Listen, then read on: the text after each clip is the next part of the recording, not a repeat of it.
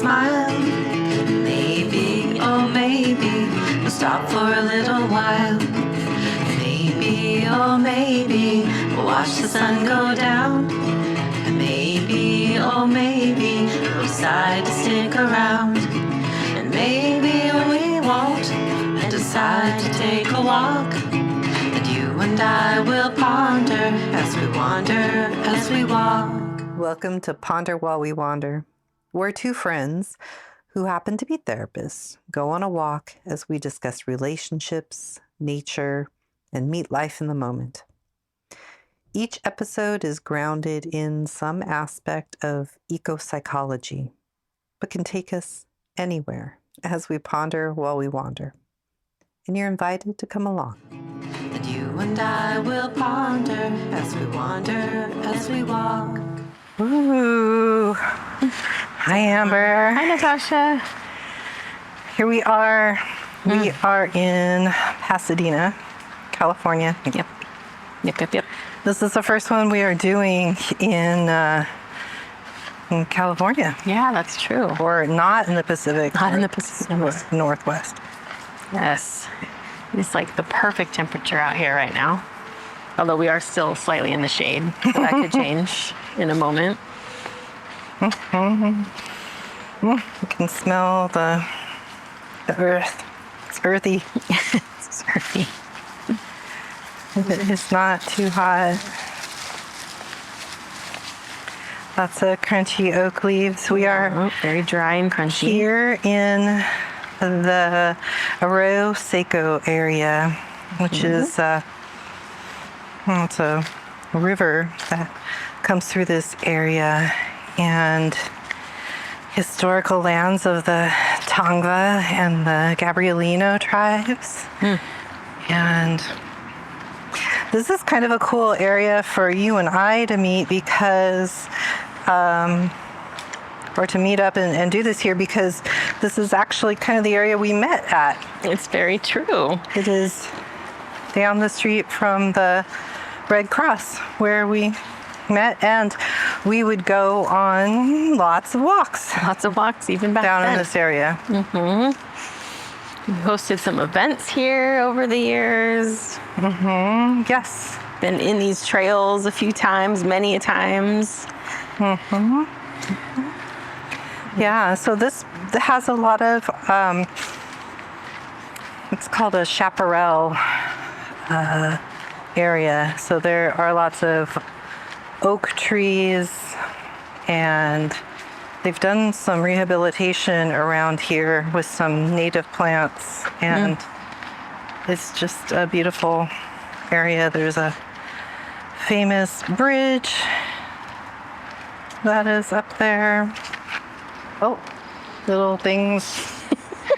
Should I be watching for snakes? Is that a thing? Yeah, sure, you can watch for snakes. Okay. Yeah. I mean, just checking. Yeah, it is. This is snake area a little bit. Cool, Although I haven't really ever seen them hang out here, but we do have California rattlesnakes, and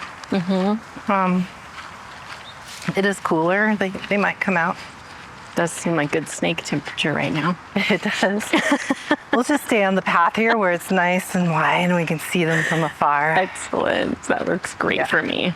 There are other snakes that tend to come out also. They're not just rattlesnakes. So, well, we are talking today about grief, and grief as a verb and a way of life. And it's an interesting topic. It's not one that people talk about a lot, but I found that the feedback that I was getting from, especially our first episode, we did mention something about grief. There were people who were talking about that. That was one of the things that struck them was grief. Yeah. An experience that so many people have had, such a human experience to have, varying degrees and levels of intensity and pain, and it can be a hard topic to get close to walk up to. Even noticing that even within myself, thinking about talking about this topic, it's so important and relevant, and it can be hard. Ooh, pause for lizard. Pause for lizard. And these beautiful pink flowers. Some bulbs that have bloomed over there. And squirrels in the trees. They're so vibrant against a lot of the dry grass. Right. Yeah, the dry brush around here. Yeah, I don't think he's actually going to move. He looks like he's very content. So Yeah. maybe we just walk around He's so him. cute. There we go. Hey, buddy. Yeah. Little alligator lizard. Grief as a topic is just, I think it's fascinating. Like you said, it's this universal experience that if we, live long enough, we are going to experience in one way or another. And yet it is something that we don't always know how to talk about or know how to be with. And it pops up a lot. So we're going to try and tackle that today in a couple ways. So I think our intention is to talk a little bit about what it is, and then I think to go from there of what challenges we have individually and collectively around grief and loss. And then the third part is to try and offer some ways of being with it. And so if this first part is kind of bumming you out, which I hope it won't, but sometimes it does, especially if grief is really fresh for you, then you can skip ahead Yeah. or skip it altogether. Very true. Come back to it later. So how do you grieve? Oh man, that's a big question. I think it depends on the day, depends on how I'm feeling, like what is arriving. But I was doing some writing about this earlier, and a lot of active metaphors were coming to mind for me, like grieving, feeling like, a tidal wave or a forest fire that's raging, or, feeling like parts of self are not fully present, like the metaphor of like, a ghost wandering the halls of your own life in a sense. Yeah, it is an active process, I think, when I think about it. It's an experience, an active experience that's often very much felt in the body for me. Yeah. What about for you? Yeah, I was thinking about it as well. I don't know, something we were talking about earlier about like, it's one of these things where it's like this club that you never wanted to be a part of. And you don't even realize that you now have a membership in it. But when you meet somebody else who has gone through grief, it's like I can meet them and there's such familiarity that it goes beyond words. It's so experienced. Right. And I have this quote by Sappho who said, "What cannot be said will be wept." And I think that kind of launches us into this experience. And it is hard to define what is grief. We think we know, but there's all kinds of different types of grief that we can name. But when you go through it, it's like this mixture of experiences and feelings. Some people call them stages, but my experience and talking with others, it's never been a linear process. Right. Never. bouncing forward and back and into this and out of this, and sometimes two those stages at once. Yeah. But never a straight line. That's been my experience as well. Yeah. That's, I'm always for like having language and ways to talk about our experiences. Like, I think the framing of something can be really helpful in that sense. I think sometimes what's challenging when we talk about the stages of grief is there does seem to be this idea somehow that it is kind of this linear process. So just, I guess, saying that, like we're saying right now, and saying it more directly, that like, yeah, that's not really the case. At least that hasn't been my experience and the experience of those I've spoken to about grief. We don't just get to kind of like go through this and check it off and go through this and check it off. It's prolonged and varied and surprising. Yeah. And sometimes it loops back around and we're back in some other form of it. But so there have been some kind of universal experiences that people have identified and might call them stages. And they include the stages of denial and bargaining, anger, sadness, acceptance, and then some people include another phase of meaning making. And I like that addition to like Kubler-Ross's stages of grief that David Kessler has added to that, which I think is an important piece of being human in the first place. So why wouldn't it be part of this process as well? Right.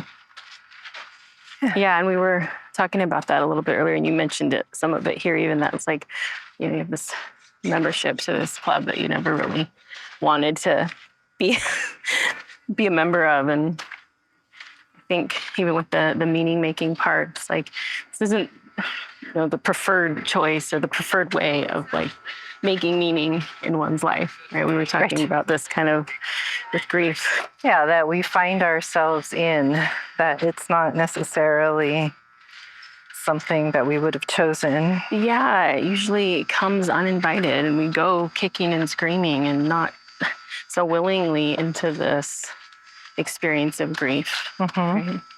Yeah. And I think, we're talking about grief in loss, and I think we can both identify with like losing of a person through death. Right. But I just want to pop in with a few more ways that grief might show up, because there's all different types of grief. And absolutely. There's two others that I want to kind of focus on, but I'll just go through. There's kind of the normal grief that comes with the loss of something. And I like say normal, and I do like air quotes, because I don't know what normal is, but there's kind of some things that we might expect. But again, there's no timeline for your grief. And the reason why we categorize these sometimes is because some of these griefs, different types of grief, need something a little bit different or more, or it can help to understand it in different ways. Right. Yeah. There's also complicated grief, which may start out kind of like a normal grief, but then gets actually worse over time.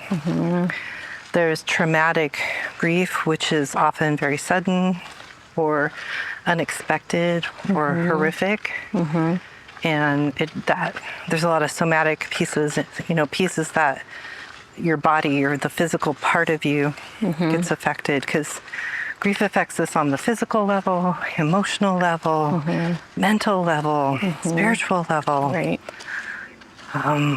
It may even affect the way that you do your job, or the things you used to like in life, or feel connected to or not connected to. Right, places you used to go, or there's those primary losses of the first loss, right, or initial loss, but then there are these secondary losses that show up as well. Right.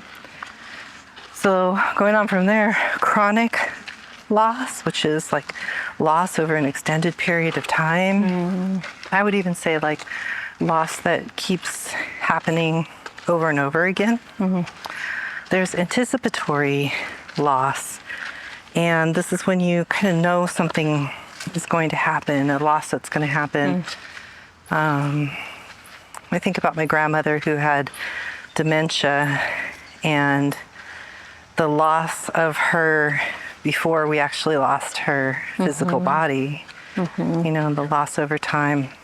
So that's both, I guess, complicated in its own way. Right. And an ongoing process. Disenfranchised loss. So disenfranchised meaning that it's loss that we can recognize, or grief that we recognize, that maybe people around us or the community around us doesn't recognize is going on. That could be through chronic illness or anything. It could be you're going through a divorce and people don't see that as grief. You know, people around here who have gone through wildfires, and it's about, 6 or 7 months now since then, and they're still experiencing that loss after, you know, the helpers have gone, and they're still up against these systems that are, you know, somewhat impossible to manage. That could be disenfranchised. There's distorted grief, which has like some extra guilt and extra anger with it. Exaggerated, which could start out as normal and then grows with like intensity over time. Masked grief, where we don't really show it outwardly. Someone's coming through.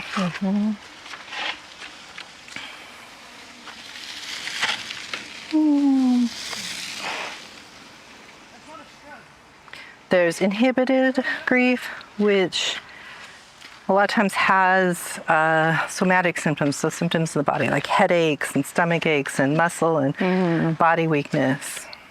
Okay? Can talk about collective grief, when a whole community is grieving at the same time, or even the world. Cumulative grief, so this is grief that happens, and it happens over maybe a lifetime. Maybe you've had loss upon loss upon loss, so we can call that cumulative. It has a different quality than prolonged grief, which some people say is like over 12 months if you're still kind of affected, but I don't know. I think 12 months for some people might just be the turning point of something. Yeah, it's barely getting started sometimes in grief. Yeah. And then only 3 more. Hang on there. There's abbreviated grief, which is like short, but you've kind of got through it. There's delayed grief, which the grieving period may not come for weeks or months or sometimes even years later. And absent grief. Interesting. Absent grief. You know, I'm struck as you're reading through that list. You know, even when we started of like, it's a big topic and we're going to talk about parts of it. It's like, think about how, like truly how complex it is. And personal and profound. And I mean, you just read us a list of probably 15 different types that we have a name for. So just, I guess, holding that as like a further reference point of like, yeah, it is complex, and no wonder it's hard to talk about. Right. And naming, I think, legitimizing and validating that it's not just like when you lose somebody to death. But that, you know, it could be that you get fired from a job, there's grief, or you are finishing your academic program, right? Like there can be some grief that comes along with that. Yeah, shifting identities, you know, or different phases of life, and even views of yourself that change because of that, or all kinds of ways that grief can show up. We talked a little bit when we were preparing for this about like, what's the purpose of grief? Like, what? How does it show up? What's it all mean? What's it there for? Just to give us more grief? Yeah, that's a good question. I don't know about a particular purpose or reason. I think there's reasons and meaning we can make of it, but sometimes it just is. It's just part of our human experience. Yeah. Are you heading over to this log? I am heading over to this log. Would you like to join me on this log? I'd love to join you on this log. This beautiful log. I think, that if we jump to like what we might say is that sixth stage and go straight to meaning, that we maybe haven't gone through what we need to go through. And that maybe the purpose is, is to go through it, is that grief is universal. It's going to show up. It is connected to what it is that we care about or what we love. Yeah. And that we're connected to. And when you lose that, you get disconnected from that. And so there is a job of grief to kind of let us be in that liminal space and eventually get us connected to something else. There's a reconfiguring that goes on and a change that it changes us. Right. And then there's the challenge before we get to that change of like how to make it through, how to get through, or how to survive, or how to find the parts of ourselves again.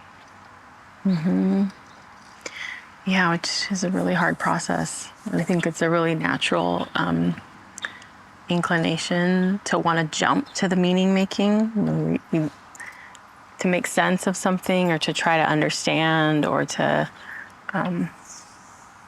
find a way to bypass the difficulty.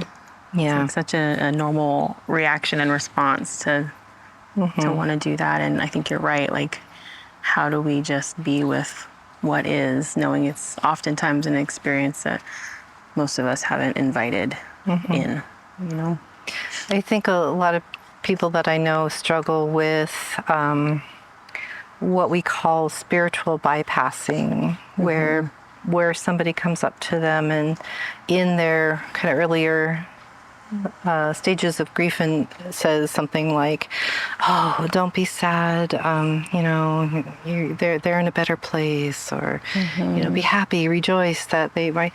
Like that can be part of somebody's religious or spiritual practice, but to the person who's grieving, that is not always what is helpful or necessary or needed. And in fact, that could be a form of spiritual bypassing these other aspects of grief that could be so meaningful and so important.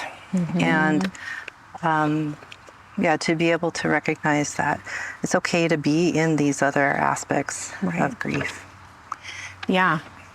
I mean, I'm sure, people listening, or even, for myself, I can think of moments, right, where there's been a loss or grief is present, and having an experience like that of like, someone is trying to say something to you or trying to acknowledge in some way, but it's so much less about the words and what someone is saying and this sort of quality of being with someone that is experiencing grief, which is really hard to do. Understandably hard, like for all the reasons that we're talking about right now, because sometimes it takes us close to maybe our own experiences of grief that haven't been held or supported or processed or cared for in the ways that they needed to.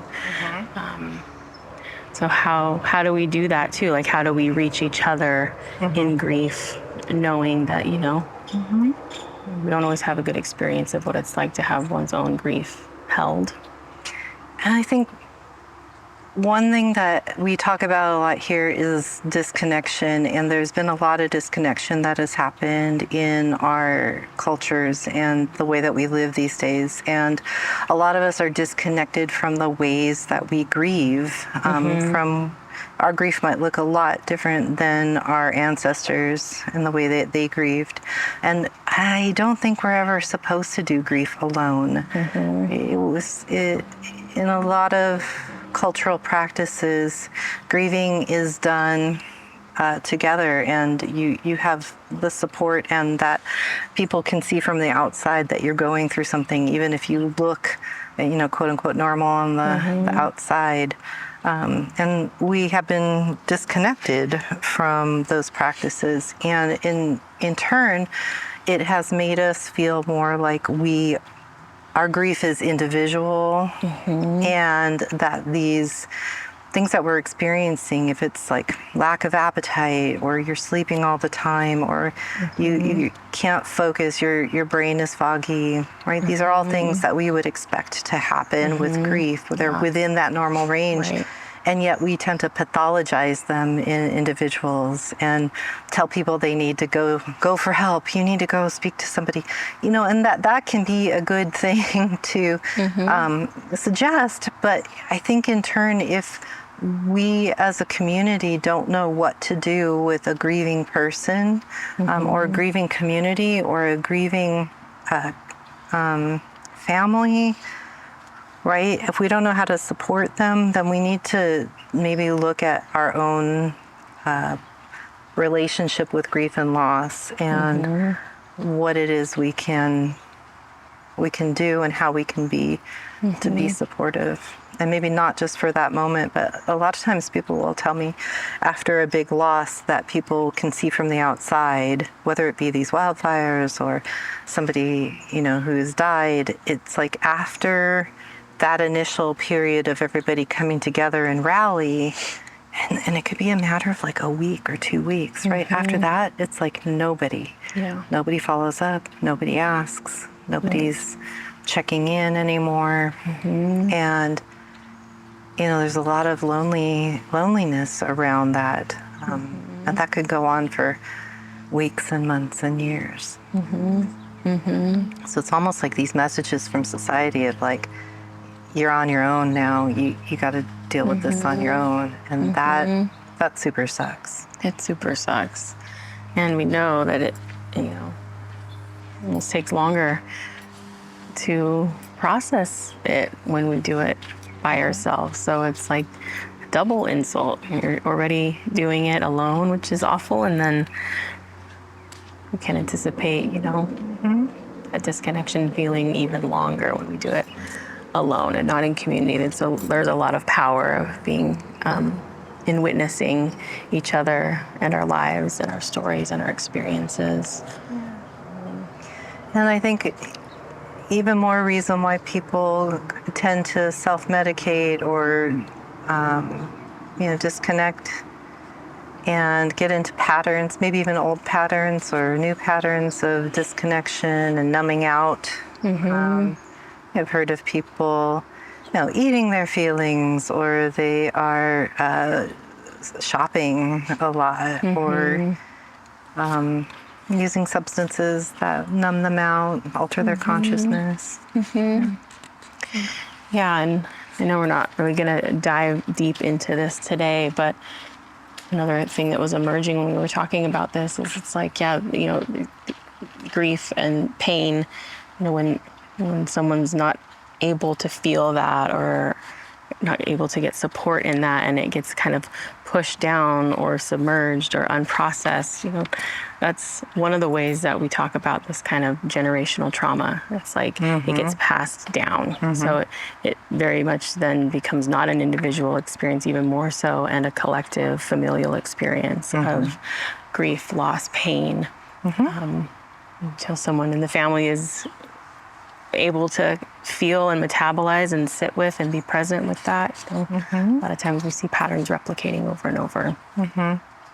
Yeah, which is why I think it's such a great topic to talk about and start talking about and start to think about.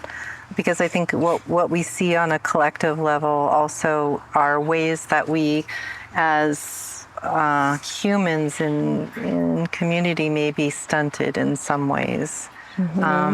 When I think about, I think it's Stan Plotkin, I believe that's who it is, when he talks about kind of the work of being able to go through these transitions in life and these milestones, and we as like this common Western community, we don't have a lot of markers for these milestones. We don't have these rites of passage to mark kind of the leaving of one stage of life and moving into another. And we do have some, maybe a graduation here and there, maybe a birthday, maybe a quinceañera, maybe a, wedding and baby shower.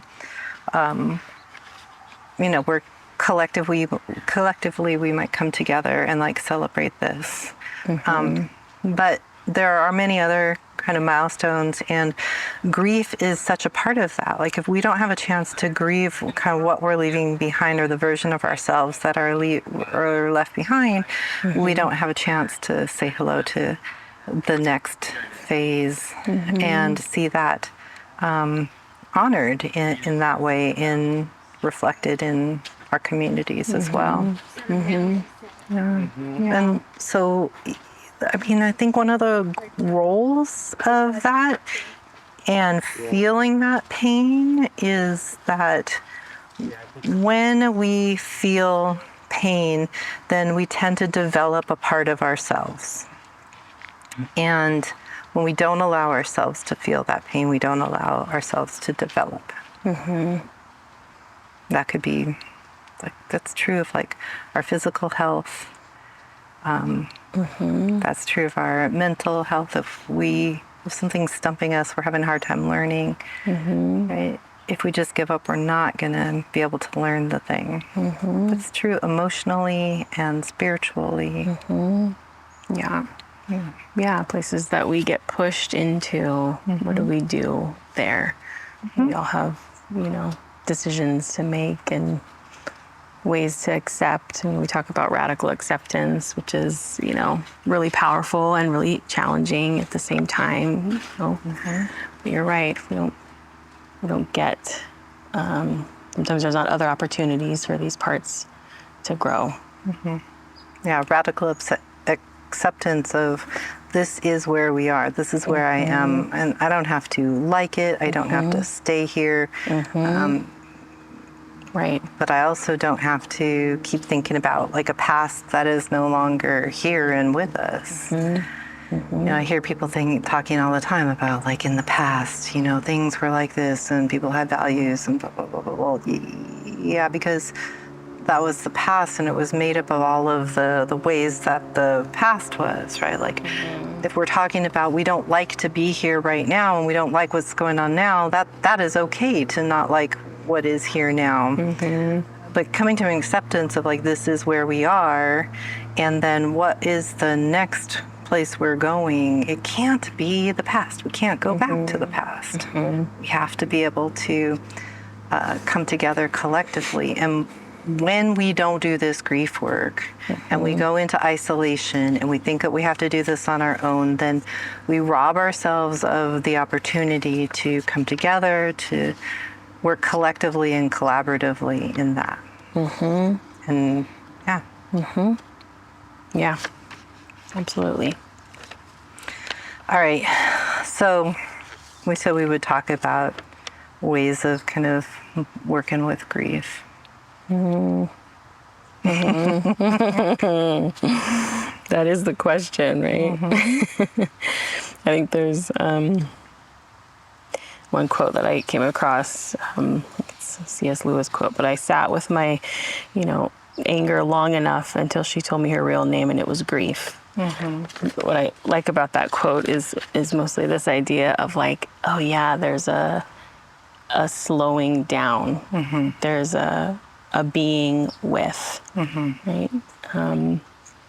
That can be really challenging, but how do we begin to do that? Right? Like how do we start with just being with what is? I mean, maybe it shows up as anger. Maybe it's really easy to identify it as grief, like whatever the experience is. How quickly do we tell a story about it, or tell a story about the past, or tell a story on top of the experience versus, let me take a deep breath and just notice what is right now. Yeah. I think anger is one of those things, right? Anger is a much more powerful feeling, that we want to feel anger rather than feel the vulnerability of the grief and the sadness. And it does take a slowing down and a safe environment, and maybe people you love and trust who can hold that with you, so that you don't have to have that powerful anger just as that surface emotion, that you can dip down under that, and you can, even for little bits of time, sit with the grief of it. And people often talk about grief of like, grief changes you, and that could be a really scary thing to hear, but that grief never goes away. That also could be a really scary thing to hear. But if you listen long enough, people will say, yeah, the grief is there, but I grew around it. Like I'm able to kind of be with it in different ways. And like, we bring in nature. We're out here. We're out here in a different season than we were the last time we were together. And those metaphors of like cycles, and that there are ways of looking at death and dying and loss and transformation and change that are really powerful in nature. I like to bring that up a lot, about what is calling to you right now. What are some of the metaphors that are calling to you that might tell you something about the stage that you're in right now with that grief? Some of the more accessible ones might be a butterfly or a frog, because the life patterns are cycles of butterflies and frogs and tadpoles and all that. But also waves in the ocean. That's another one. I think of like bulbs that go dormant for a while, right? It's like sometimes we might really feel like we're in the depths of something and we're there, and yet that changes too, right? I think of the bulbs that come back every year and they go dormant and they come back, and that they're not really dead under there. There's still life there. They're collecting, they're resting and collecting the energy that it's going to take to grow into something else, to change into something else, a different expression of self. I think that goes a lot with, grief is our expression of love. So many people have made that connection of the grief and love not being able to be separated. Your grief is directly connected to the way that you love and how much you loved, even if it was complicated. And so that other phrase of like, grief is love with no place to go. And it takes time for that to be recognized and for us to kind of thaw out. If you think of the winter months where it's so cold, it's like nothing can grow in this right now. And you're absolutely right. Like, it can't grow in it right now, and it can't like reemerge because it's not warm enough. It's not the right time yet. Giving ourselves grace around that. Absolutely. And just thinking about, we've talked a lot about how it can show up individually, but leaning into these ideas of nature, like it's a collective ecosystem that's happening. It's not one plant, one wave, one species that's doing a thing. So these life cycles continue in a collective, in an ecosystem, and thinking of that for ourselves too. It's like, what are our own ecosystems and community and connection that can hold us? You know, I've talked about rituals. I think rituals are really important when it comes to grieving. It's the intentional practice. It's an activity that you do with intention. And some of us have rituals that are passed down to us, or that we have in our spiritual communities or religious communities or families. But sometimes we don't, and we get to make those up and the ones that work for us. Do you have any examples of rituals around grief or loss? I think one that comes to mind often for me is even just something simple like the lighting of a candle. When I'm thinking about, maybe a person or someone I've lost, or birthdays or milestone markers, something like that, lighting a candle. I mean, I do have some spaces in my home that I keep pictures up, and things that feel significant. So there's kind of a remembrance that's always around. So thinking about that, those types of things. Yeah, I think those things can be really important individually in our personal spaces, but also in our collective spaces. After the tsunami that happened in December a while back in Japan, there was an empty phone booth that was there, and people had started to use that as a way to kind of come back to this place where there was so much loss, and it was so big to kind of pick up the phone and still talk to their loved one. And I think being able to recognize that if we're talking about the loss of a person, that they are not there right now, but the relationship is still there. And so we still get to update them on like what's going on in our lives. Yeah, that makes me tear up a little bit in all this. It's the relationship's not gone. Yeah. And yeah, that's an important aspect of grief and loss. Yeah. And letting ourselves remember that. Right? Yeah. I think of other rituals as well, of being able to maybe even go to a big body of water and like whisper into a stone and then cast it out. Or some people light paper lanterns, obviously in places that are not like dry like this, over a lake somewhere perhaps. But yeah, let like a paper lantern go. It's a beautiful way. Yeah.